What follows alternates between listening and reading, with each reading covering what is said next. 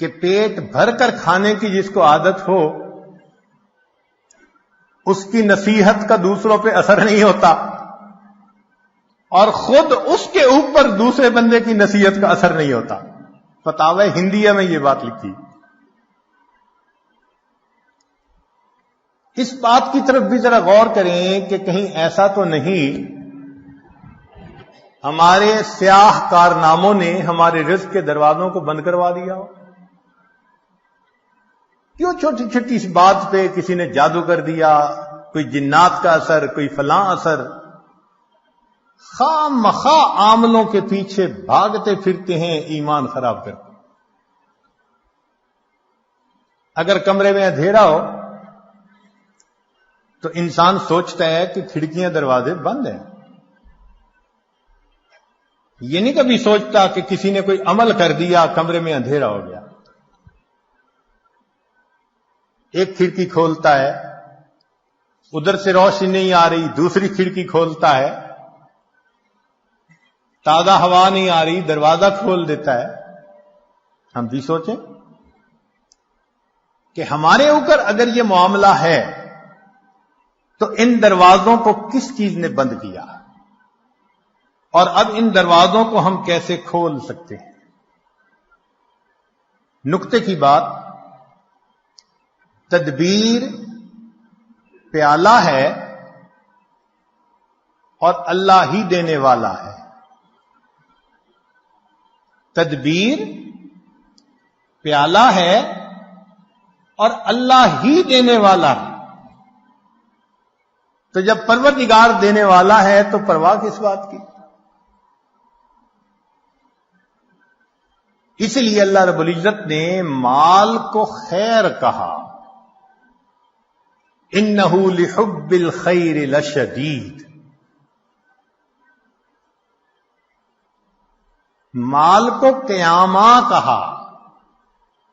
قرآن مجید میں دو چیزوں کو قیامہ فرمایا، ایک بیت اللہ کو، جعل اللہ الکعبۃ البیت الحرام قیاما للناس، اس لیے کہ بیت اللہ انسان کی روحانی زندگی کے قیام کا سبب، اور مال کو قیامہ کہا، وَلَا تُؤْتُوا السُّفَهَاءَ أَمْوَالَكُمُ الَّتِي جَعَلَ اللَّهُ لَكُمْ قِيَامًا، یہ انسان کی جسمانی زندگی کے قیام کا سبب۔ اور آج کے دور میں مال انسان کے ایمان کے لیے ڈھال ہے۔ آج کے دور میں مال انسان کے ایمان کے لیے ڈھال ہے، ورنہ جس کے پاس مال نہیں وہ تو لوگوں کی جیب کا رومال ہے۔ جیب کا رومال ناک صاف کی پھینک دیا۔ غریب آدمی کا آج یہی ہے، لوگ مطلب نکالتے ہیں ایک طرف، حیثیت ہی نہیں معاشرے میں۔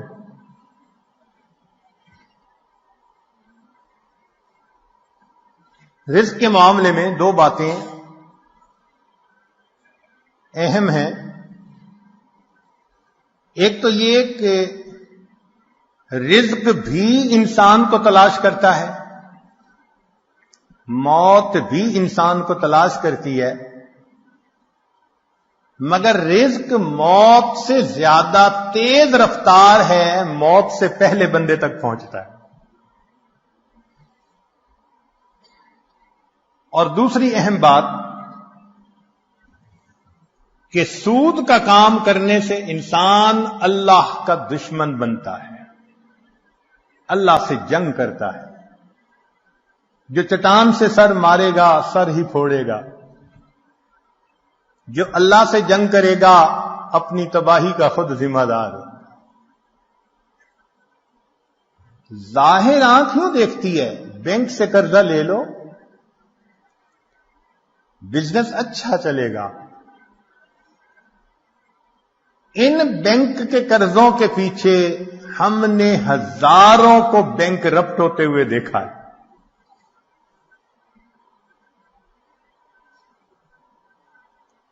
تو سود کی وجہ سے مال کی برکت ختم اور زکوٰۃ کے ادا کرنے سے مال کی برکت شروع. جس بندے نے زکوٰۃ نکالنی شروع کر دی اس کے مال میں اللہ نے برکت ڈالنی شروع کی. اور برکت کس کو کہتے ہیں کہ وہ رزق انسان کے لیے کافی وافی شافی ہو جاتا ہے، غیروں کے سامنے ہاتھ نہیں پھیلانے پڑتے. جتنا ہوتا ہے انسان پرسکون زندگی گزارتا ہے.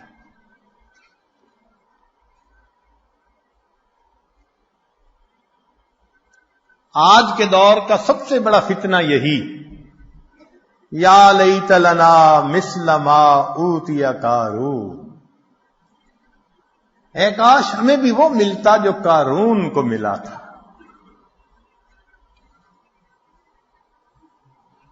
اللہ تعالیٰ ارشاد فرماتے ہیں نحن قسمنا بینہم معیشتہم، ان کے درمیان معیشت کو ہم نے تقسیم کیا.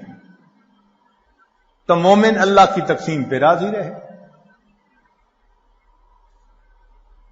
اپنی طرف سے پسینہ بہائے وہ ہماری ذمہ داری ہے. اس کے بعد دال ساگ بھی مل جائے تو اللہ کا شکر ادا کرے.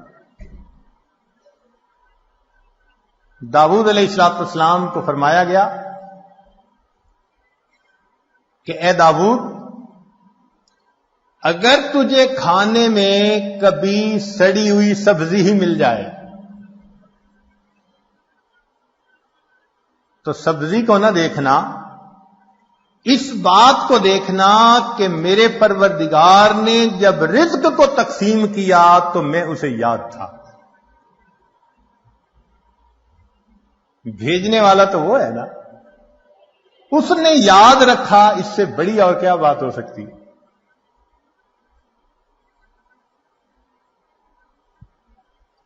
اس لیے مال کی طلب میں اجمال ہو، اضطراب نہیں ہونا چاہیے.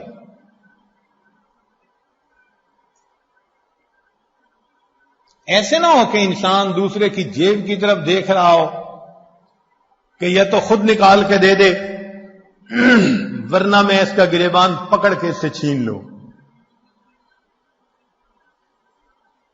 اللہ پہ توکل کریں گے تو اللہ تعالیٰ اتنا دیں گے کہ آپ بس بس کریں گے. چنانچہ مال سے ہر کام دنیا کا نہیں سنورتا. آج جتنے مال والے زیادہ اتنے پریشان زیادہ، اتنے بیمار بھی زیادہ. مال سے انسان اینک تو خرید سکتا ہے، بہنائی تو نہیں خرید سکتا. مال سے انسان اچھی غذا تو خرید سکتا ہے، اچھی صحت کو تو نہیں خرید سکتا.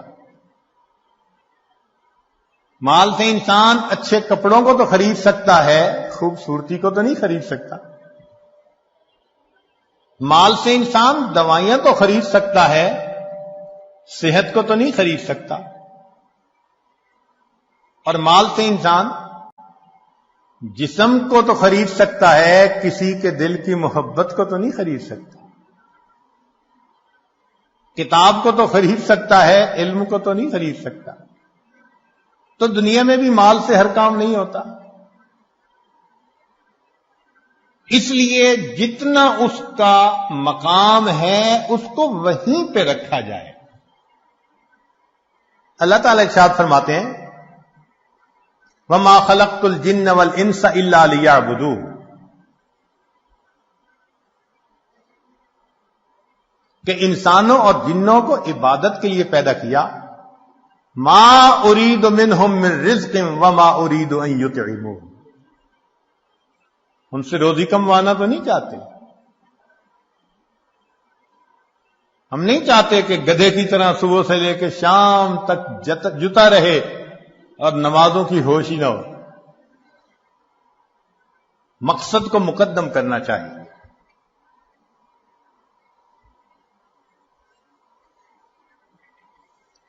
اللہ رب العزت رزق پہنچا کر رہتے ہیں. چنانچہ باجید بستامی رحمت اللہ علیہ سے کسی نے کہا کہ حضرت کیا کریں، رزق کی بڑی پریشانی ہے. تو فرمایا کہ تم اپنے گھر جاؤ اور تمہیں اپنے گھر میں جو بندہ ایسا نظر آئے کہ اس کا رزق تمہارے ذمے، بازو پکڑ کے گھر سے نکال دو. اور جس کا رزق خدا کے ذمے تو تمہیں کیا پرواہ.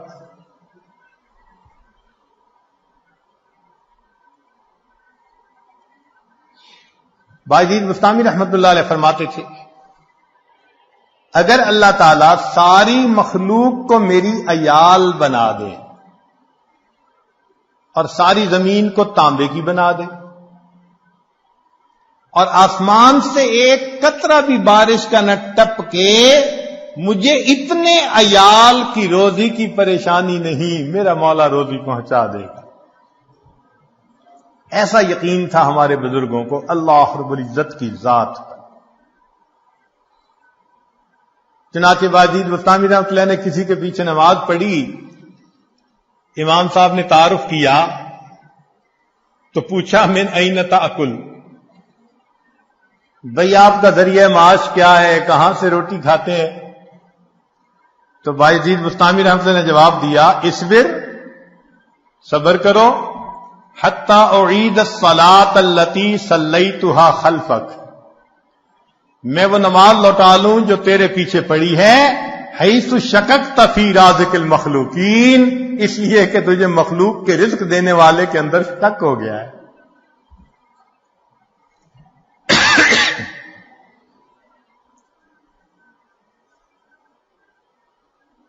بنو کا ایک نشئی تھا تو کسی نے کہا کہ آٹا مہنگا ہو گیا، کہنے لگا اپنے لیے قیمت بڑھائی ہے، ہمیں تو روزی اسی نے دینی ہے. ایک نشئی کا اللہ پہ توکل دیکھو کہ جی آٹا مہنگا ہو گیا، کہتے اپنے لیے قیمت بڑھائی ہے، ہمیں تو روزی دینی ہے نا. اللہ کے پیارے حبیب صلی اللہ علیہ وسلم نے اپنی تعلیمات میں اس رزق کی پریشانی کے بھی اسباب بتلا دیے کہ یہ پریشانی کیسے دور ہو سکتی ہے. چنانچہ قرآن و احادیث میں سے 16 ایسے نکتے ہیں جو ہم نے آج جمع کیے. ان کو سمجھ لیں کہ یہ چابیوں کا ایک گچھا ہے، 16 کنجیاں ہیں، ہر کنجی رزق کا دروازہ کھولتی ہے. اور یہ بتانے والا کوئی عام عامل نہیں ہے،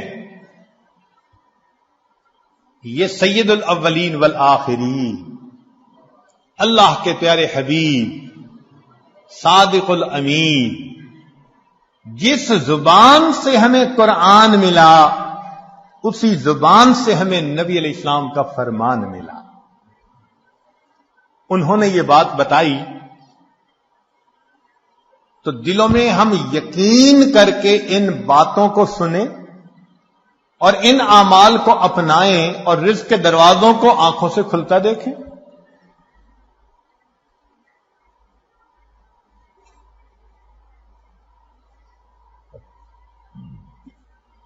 رزق کی پہلی کنجی اللہ تعالی ارشاد فرماتے ہیں وَأْمُرْ أَهْلَكَ بِالصَّلَاةِ وَاسْتَبِرْ عَلَيْهَا، اہل خانہ کو نماز کا حکم دیجئے اور اس پر جمے رہیے، صبر کیجئے. لا نسألک رزقا، ہم آپ سے رزق نہیں چاہتے، نحن نرزقک، رزق ہم پہنچائیں گے. اس آیت مبارکہ میں اللہ رب العزت ایک وعدہ فرما رہے ہیں اور وہ پروردگار وعدے کو نبھانا جانتا ہے.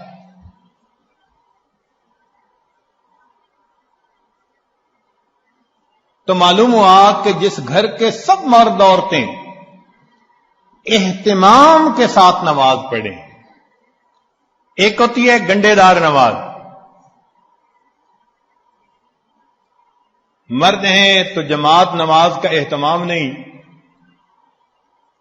عورتیں ہیں تو گھر کے کام مقدم، بس بھاگی دوڑی میں قضا ہوتے ہوتے نماز، ایسی نماز نہیں، اہتمام کے ساتھ نماز۔ تو جس گھر کے سب لوگ اہتمام سے نماز پڑھیں، یہ نہ ہو کہ عورت کھڑی تو مصلی پہ ہو جائے اور ہاتھ باندھ کر کپڑوں کی آپس میں کلر میچنگ کر رہی ہو، مرد مصلی پہ تو کھڑا ہو جائے اور گلی بازار کی سیریں کر رہا ہو، ایسی نماز نہیں۔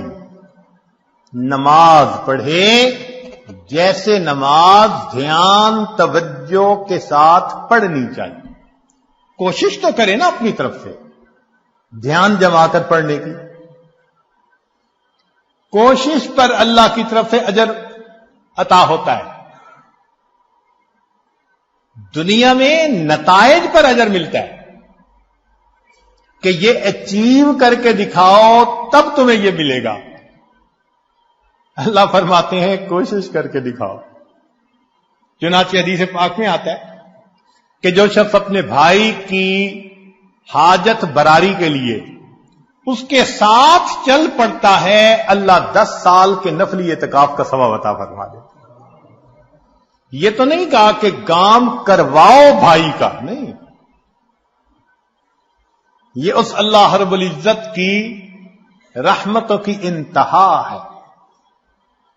فرمایا کہ منزل تک پہنچنا تو تمہارے بس میں نہیں ہے، یہ تو مقدر کا معاملہ، ہم تو یہ دیکھیں گے قدم کون اٹھاتا ہے، چلتا کون ہے۔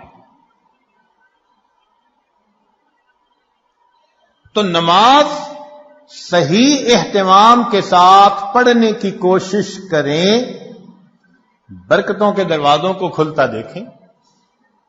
میرے مالک نے فرما دیا نحن نرزقک، ہم رزق دیتے ہیں، چنانچہ آپ گھر کے ہر چھوٹے بڑے کو نماز کا اہتمام سکھائیے، رزق ملنے کی قسم یہ عاجز کھا سکتا ہے۔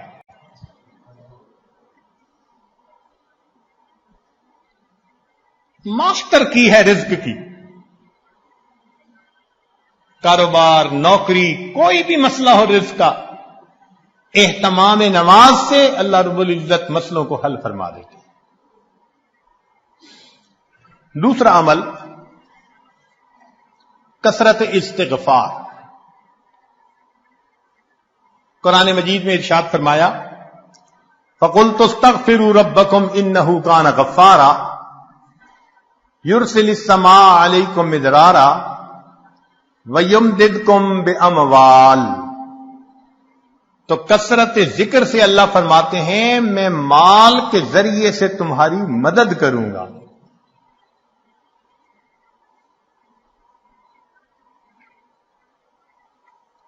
ایک اور حدیث پاک میں ہے من اکثر من الاستغفار جعل اللہ له من كل هم فرجا ومن كل ضيق مخرجا ورزقه من حيث لا يحتسب۔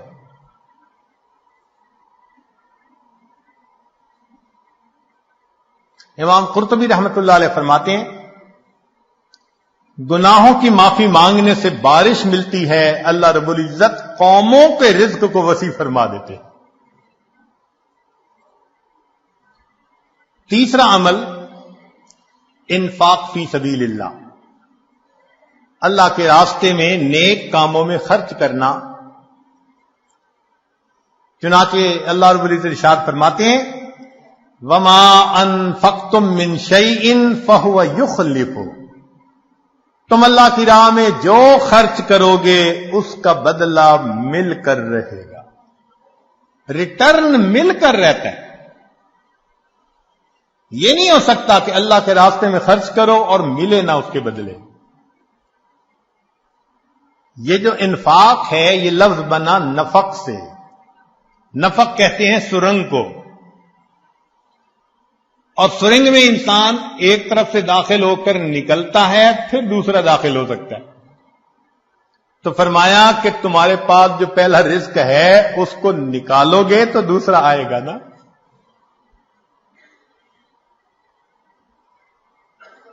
وَمَا تُنْفِقُوا مِنْ خَيْرٍ يُوَفَّ إِلَيْكُمْ.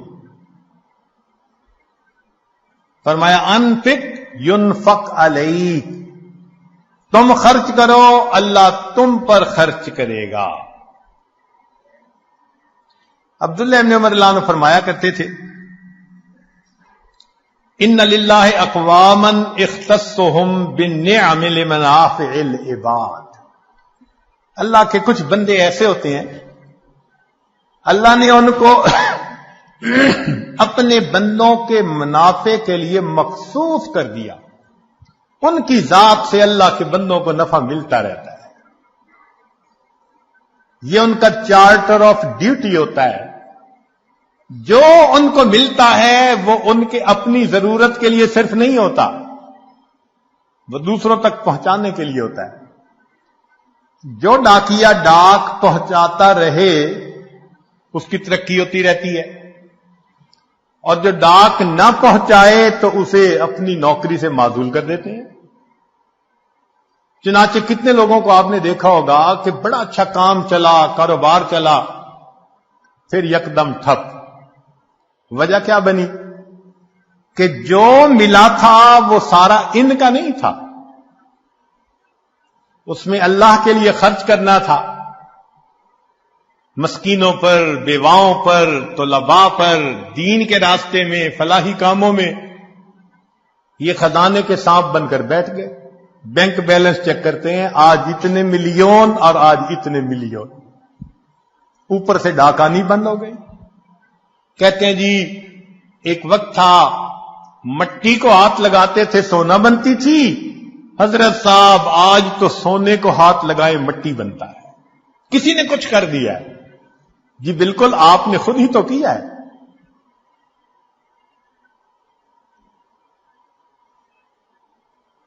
آپ کی تو بہترین نوکری لگی تھی کہ اللہ کے بندوں کو ان کا حصہ پہنچاؤ. کتنا پہنچانا تھا؟ پورے مال میں سے 2.5%. زکات پورے مال میں سے 2.5%. سبحان اللہ. ہم نے دیکھا لوگ چاہتے ہیں بڑے کی نوکری کریں، چنانچہ چھوٹی کمپنی کی بجائے بڑی کمپنی کی نوکری، اور بڑی کمپنی کی بجائے ملٹی نیشنل کمپنی کی نوکری. جی اور زیادہ بینیفٹ ملیں گے. تو کیا اچھا کہ ہم سب سے بڑے کی نوکری کریں. سب سے بڑے کی نوکری یہ کہ جو اللہ نے مال دیا گن گن کر اس کی زکات کو نکالیں. اللہ وہ پروردگار ہے جو 2.5% مال غریبوں تک پہنچانے کے بدلے امیروں کو 97.5% تنخواہ عطا. اتنا بڑا کوئی پے کرنے والا مالک دیکھا جو 97.5% تنخواہ پے کرے؟ یہ تمہاری تنخواہ ہے اور ڈیوٹی اتنی ہے کہ 2.5% تم میرے جو محتاج بندے ہیں، ضرورت مندے ہیں، یہ تنخواہ ان تک پہنچائے. اب جو 2.5% کو بھی لے کے بیٹھ جائے تو پھر اس کی بجائے اللہ تعالیٰ رزق کسی اور کے ذریعے سے پہنچا دیں گے. رابعہ بصریہ کے پاس مہمان آ گئے.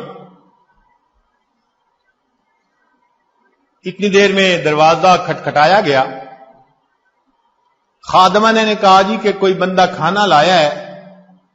فرمان لگی گنو کتنی روٹیاں؟ اس نے کہا 9. کہنے لگی یہ میرا حصہ نہیں، کسی اور کا ہے، اسے کہو جاؤ. دوبارہ دروازہ کھٹکھٹایا. کوئی بندہ کھانا لایا ہے، روٹیاں گنو. اس نے کہا جی 9. بھئی میرا حصہ نہیں کہہ دیا، اس کو جو جاؤ کسی اور کا ہے. پھر تھوڑی دیر بعد تیسری مرتبہ دروازہ کھٹکھٹا. خادمہ نے کہا جی کہ پھر کوئی بندہ روٹی لایا ہے، کتنی؟ 9. اس اس نے کہا میرا حصہ نہیں، جاؤ اس کو کہہ دو چلا جائے۔ اس نے کہا کیوں نہیں لے رہی، مہمان بھی تو ہیں۔ اس نے کہا دیکھو میرے پاس آج صبح ایک روٹی تھی، سائل آیا تھا، میں نے اللہ کی رضا کے لیے ایک روٹی دے دی، میرے اللہ کا وعدہ ہے من جاء بالحسنۃ فلہ عشر امثالہ، 10 گنا ملے گا۔ 9 روٹیاں میری نہیں ہو سکتی، خادمہ نے ہاتھ جوڑ دیے، مجھے بھی بھوک لگی ہوئی تھی، ایک روٹی میں خود رکھ رہی تھی، یہ 10 ہی ہیں۔ ایسا کامل یقین اللہ کے وعدوں پر۔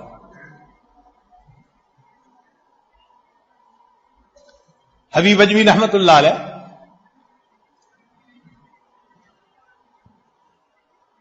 بیوی نے آٹا گوندا،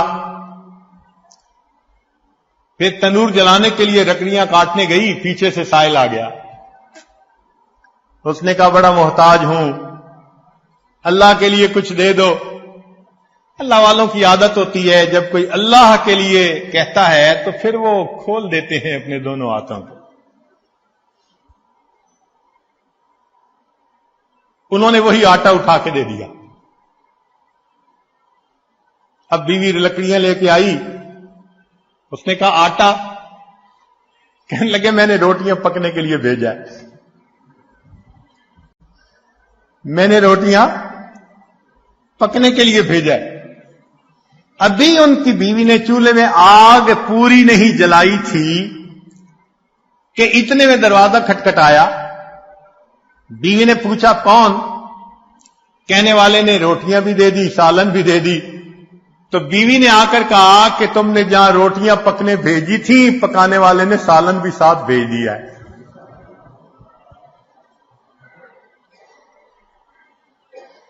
اللہ کے راستے میں خرچ کرنے کی ایک حلاوت ہے، وہ حلاوت جس کو مل جائے اس کو پھر فکر نہیں ہوتی، سب غموں سے آزاد۔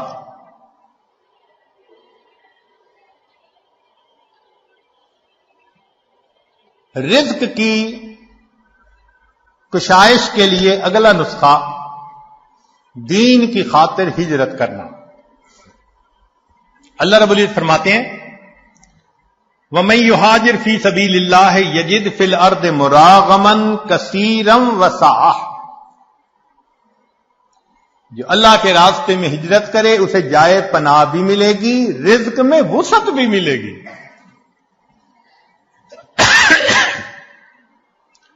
رزق بڑھانے کی اگلی کنجی تقوی کا اختیار کرنا۔ ارشاد باری تعالی ہے وَلَوْ أَنَّ أَهْلَ الْقُرَىٰ آمَنُوا وَاتَّقَوْا لَفَتَحْنَا عَلَيْهِمْ بَرَكَاتٍ مِّنَ السَّمَاءِ وَالْأَرْضِ، اگر یہ بستی دیسوں والے ایمان لاتے، تقوی کو اختیار کرتے، ہم آسمان اور زمین سے برکتوں کے دروازے ان پر کھول دیتے۔ ایک جگہ فرمایا لَأَكَلُوا مِن فَوْقِهِمْ وَمِن تَحْتِ أَرْجُلِهِمْ، ہم ان کو وہ نعمتیں کھلاتے جو اوپر آسمان سے اتارتے ہیں اور وہ نعمتیں کھلاتے جو نیچے زمین سے نکالتے ہیں۔ فرمایا وَمَن يَتَّقِ اللَّهَ يَجْعَل لَّهُ مَخْرَجًا وَيَرْزُقْهُ مِنْ حَيْثُ لَا يَحْتَسِبُ، اللہ تعالیٰ ایسی طرف سے رزق دیتا ہے کہ جس کا وہم و گمان ہی نہیں ہوتا۔ نبی علیہ السلام نے فرمایا علیک بتقوی اللہ فإنہا جماع کل خیر، تقوی اختیار کرو یہ تمام خوبیوں کی جامع ہے۔ سفیان ثوری رحمت اللہ علیہ عجیب بات فرماتے تھے اتق اللہ فما رأیت تقیا محتاجا، میں نے آج تک کسی متقی بندے کو محتاج نہیں دیکھا کہ در در کے دھکے کھاتا پھرے، لوگوں کے سامنے ہاتھ پھیلاتا پھرے۔ آپ بتائیے، آپ نے بھی بڑی دنیا دیکھی، سمجھدار ہیں، عقل مند ہیں، تعلیم یافتہ ہیں، آپ نے اپنی زندگی میں کسی حافظ با عمل، یا عالم با عمل کو بھوکا پیاسا ایڑیاں رگڑتے مرتے دیکھا ہے تو بتا دیجئے. ایک مثال پیش نہیں کر سکتے. ہم نے اپنی زندگی میں P H D doctor highest degree qualification کی دنیا میں بھوک پیاس سے ایڑیاں رگڑتے مرتے دیکھا. ہم یہ تو بتا سکتے ہیں کہ نیکی تقوی کی لائن میں زیادہ کھا کر مر گئے. امام مسلم رحمت اللہ علیہ کا واقعہ، کھجوریں زیادہ کھانے سے موت آ گئی. یہ نہیں بتا سکتے کہ جی بھوکا پیاسا، کہتے ہیں نا جی طلباء کہاں سے کھائیں گے؟ بھائی جہاں سے انبیاء کھاتے تھے وہیں سے ان کے جانشین بھی کھائیں گے.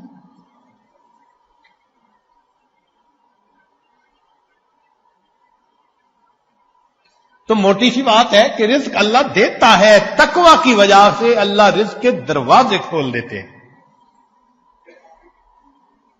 پانچویں بات، کثرت عبادت.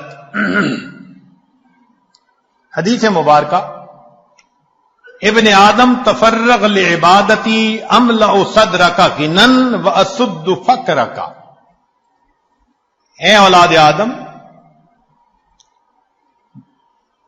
تو اپنے آپ کو میری عبادت کے لیے فارغ کر، میں تیرے سینے کو غنا سے بھر دوں گا، تیرے فقر کو بند کر دوں گا. کتنے کھلے اور صاف لفظوں میں، لاؤڈ اینڈ کلیئر بتایا جا رہا ہے، عبادت کرو، ہم تمہارے فاقے کے راستے بند کریں گے، تمہیں غنا عطا فرما دیں گے.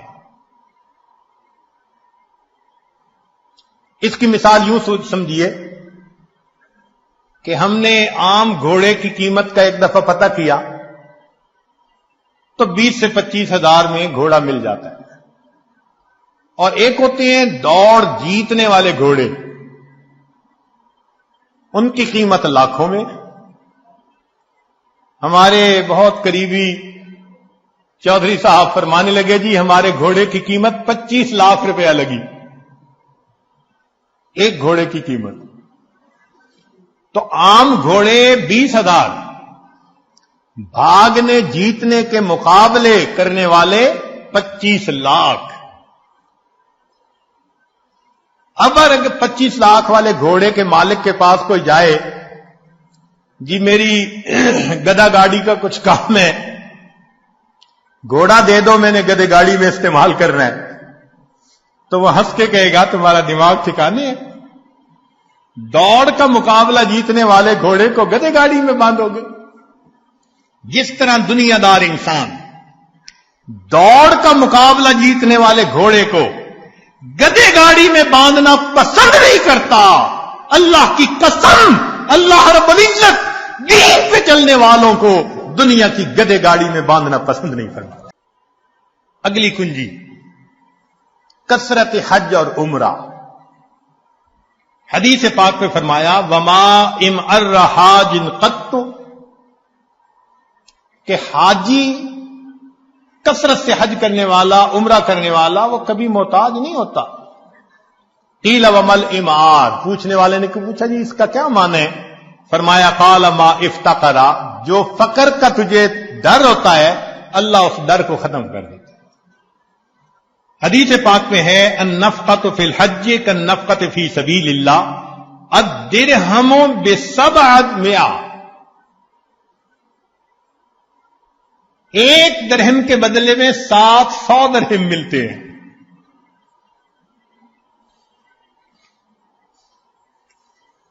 رزق کی ایک اور کنجی، صلہ رحمی. ابو ہریرہ رضی اللہ عنہ فرماتے ہیں، بخاری شریف کی روایت، من احب ان یزاد فی عمرہ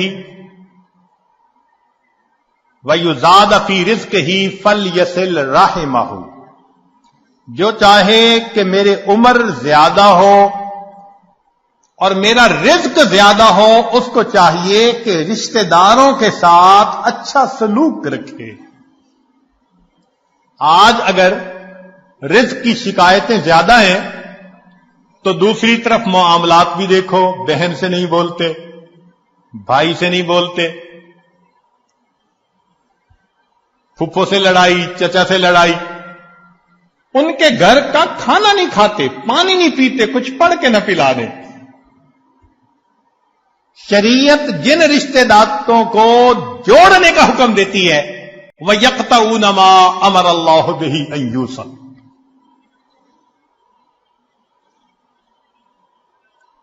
جب ہم رشتے ناتوں کا خیال نہیں کریں گے تو پھر رزق کے دروازے تو خود بند کریں گے ہم۔ ہاں، اگر دین کا کوئی ایسا معاملہ ہے تو سلام دعا تو سب کے ساتھ رکھیے نا، سلام کرنا، حال احوال پوچھنا، یہ تو لازم ہے۔ زیادہ قرب کا تعلق رکھنا نہ رکھنا یہ بندے کا اپنا چوائس ہوتا ہے۔ ایک اور حدیث میں فرمایا من سرہ ان یمد لہ فی عمرہ، جسے یہ بات اچھی لگے کہ اس کی عمر بڑی ہو، ویوسع لہ فی رزقہ، اس کے رزق کو اللہ کھلا کر دے، وتدفع عنہ میتۃ السوء، اور اللہ اسے بری موت سے بچا لے، فلیتق اللہ ولیصل رحمہ، وہ اللہ سے ڈرے اور صلہ رحمی کرے، اللہ تعالیٰ تینوں انعام عطا فرما دیں گے۔ 8ویں بات، کمزوروں سے حسن سلوک۔ اللہ تعالیٰ ارشاد فرماتے ہیں لعلکم ترزقون بضعفائکم، کہ جو تم میں سے کمزور ہوتے ہیں نا ان کی وجہ سے تمہیں رزق ملتا ہے اور تم ان پر خرچ کرتے ہوئے پریشان ہوتے ہو۔ سچی بات تو یہ ہے کہ رب کریم نے ارشاد فرما دیا وَلَوْ يُؤَاخِذُ اللَّهُ النَّاسَ بِمَا كَسَبُوا، اگر اللہ تعالی عملوں کے اوپر پکڑ فرماتا، ما ترک علی ظہرہا من دابہ، زمین کے اوپر کوئی جاندار نہ باقی بچتا۔ ہمیں جو مل رہا ہے وہ کون سا ہمارے اپنے اعمال کی وجہ سے؟ کیا پتا فقیر کی دعا لگ گئی ہو، کمزور کی دعا لگ گئی ہو، ہم نے کسی کو مورل سپورٹ دی اس کی دعا لگ گئی، کسی کے غم میں اس کا ساتھ دیا اس کی دعا لگ گئی۔ خوبصورتی دیکھیے دین اسلام کی۔ آج کون ہے جو یہ کہہ سکے جی کہ ہمیں دین یہ تعلیم دیتا ہے کہ تم اپنے کمزوروں کا خیال رکھو؟ اگلا عمل، اللہ پہ توکل، وَمَن يَتَوَكَّلْ عَلَى اللَّهِ فَهُوَ حَسْبُهُ،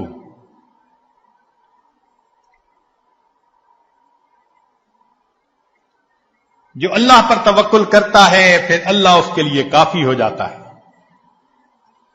اس کی تفصیل حدیث مبارکہ میں لو انکم تتوکلون علی اللہ حق توکلہ، اگر تم اللہ پہ توکل کرو جیسے توکل کرنے کا حق ہے، لرازقکم کما یرزق الطیور، اللہ تمہیں رزق دے گا جیسے پرندوں کو دیتا ہے، تغدو خماسا، گھر سے خالی پیٹ نکلتے ہیں، وتروح بتانا، اور واپس پیٹ بھرے ہوئے لوٹتے ہیں۔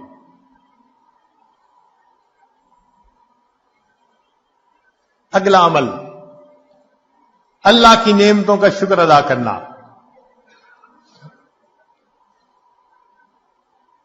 چنانچہ فرمایا لا یرزق اللہ عبدا الشکر فیحرمہ الزیادہ لأن اللہ یقول لئن شکرتم لأزیدنکم، جس بندے کو شکر کی توفیق مل جائے اس کا رزق کم نہیں ہوتا، چونکہ اللہ کا وعدہ ہے کہ جو شکر ادا کرتا ہے میں اس کے رزق کو، اس کے نعمتوں کو اور زیادہ کر دیتا ہوں۔ عمر بن عبدالعزیز رحمۃ اللہ علیہ کا ایک خوبصورت قول ہے قیدوا نعم اللہ بالشکر للہ، اللہ کی نعمتوں کو شکر ادا کر قید کر لو. جس نے اللہ کی نعمت کا شکر ادا کیا اس نے نعمت کو قید کر لیا، اس کے پاس ہی رہے گی. ابن عطا اسکندری رحمت اللہ علیہ، ان کے حکم بہت معروف ہیں. ہمارے بزرگ علماء رمضان المبارک میں اس کی مستقل مجالس کیا کرتے تھے. ان کے حکم کو پڑھیں تو یوں لگتا ہے کہ اللہ نے اس امت میں بھی لقمان علیہ السلام کا ایک نمونہ پیدا کر دیا. کیا عجیب باتیں کہی ہیں. تو شکر کے بارے میں ان کا ایک قول ملفوظ، جنہیں عربی کا تھوڑا سا بھی ذوق ہوگا نا، وہ تو سن اور پڑھ کے وجد آتا ہے. یہ جامعہ الازہر کے استاد بھی رہے، اور اس جامعہ کو جو پوری دنیا کے اندر ایک مقام ملا وہ ایسے ہی متقی باخدا بزرگوں کی وجہ سے. فرماتے ہیں من لم یشکر النعم فقد تعرض لزوالها، جو نعمت کا شکر ادا نہیں کرتا وہ اپنی نعمتوں کو چھین جانے کے لیے پیش کر دیتا ہے. اللہ مجھ سے یہ چھین لو. من لم یشکر النعم فقد تعرض لزوالها ومن شکرها فقد قید بإقالها، اور جو شکر ادا کرتا ہے وہ ان نعمتوں کو نکیل ڈال کے اپنے پاس قابو کر لیتا ہے. تو شکر ادا کر کے اللہ کی نعمتوں کو نکیل ڈال لیجیے.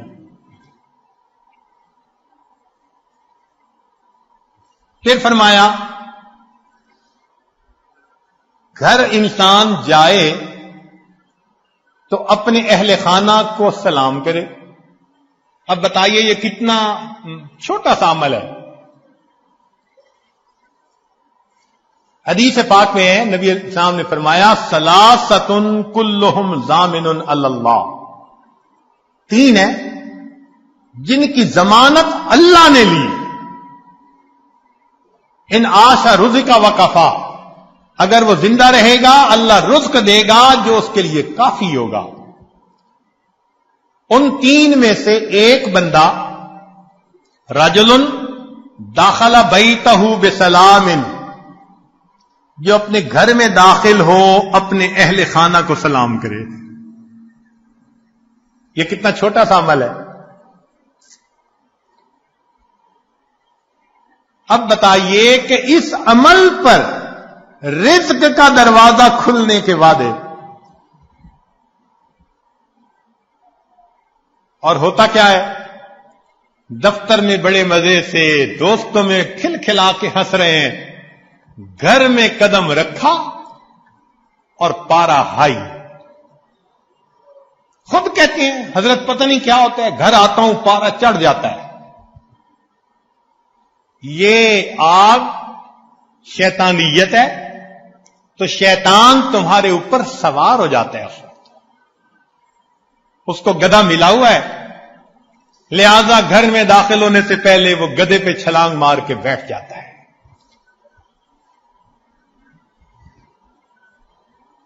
نبی علیہ الصلوۃ والسلام کا عمل سیدہ صدیقہ لانا فرماتی ہیں کہ اللہ کے پیارے حبیب صلی اللہ علیہ وسلم جب بھی گھر میں داخل ہوتے مسکراتے چہرے کے ساتھ آتے تھے، اہل خانہ کو سلام کیا کرتے تھے. اتنے سے عمل پہ رزق کی پریشانی ختم. اللہ اکبر کبیرہ.